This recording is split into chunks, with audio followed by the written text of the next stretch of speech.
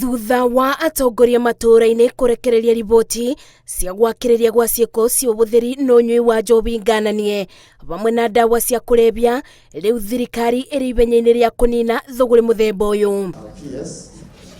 Hĩndĩ ya gĩikaro kĩrĩa gĩcokanĩrĩirie anyiti itemi na maobitha ma borithi arĩa mabĩtanaga na wendia na ũnyui wa ndawa cia kũrebia, mwandĩki mũkaru ministry-inĩ ya ũgitĩri Raymond Omolo augĩte marĩ na mũbango wa kwanjĩrĩria mũngũrũrio wa njohi ici na ndawa cia kũrebia bũrũri-inĩ ici-inĩ ikuhĩ.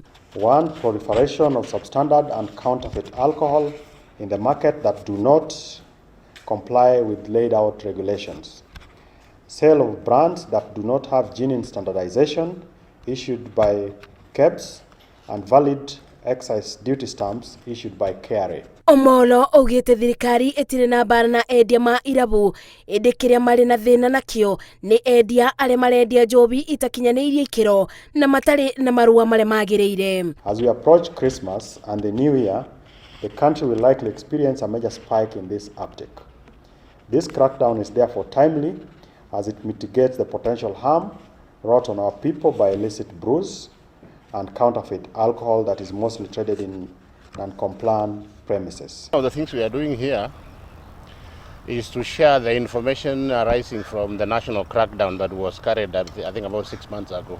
Maya makithiaga na mbere, andũ ana kuma itũra rĩa Karuri, Kiambaa, kaunti-inĩ ya Kiambu nĩ maikĩtio ngono nĩ maobitha ma borithi thutha wa kũhobanĩrio nyũmba-inĩ ĩrĩa kũratuĩka makoretwo magĩtukanĩria njohi cia mĩthemba ĩtiganĩte iria itakinyanĩirie ikĩro. Munaona vile mwako kwa machupa ambayo ingine ni East African Breweries na quality yao.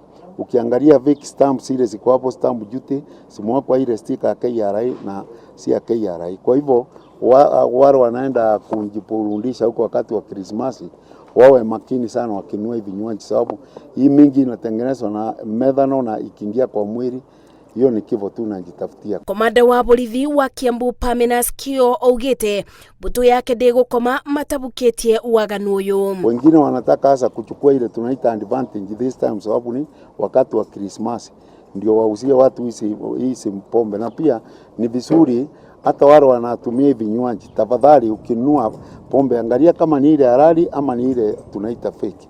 Maobitha ya maugĩte mũngũrũrio ũyũ ũkũthiĩ na mbere nginya mũthia-inĩ wa mambura ma Christmas.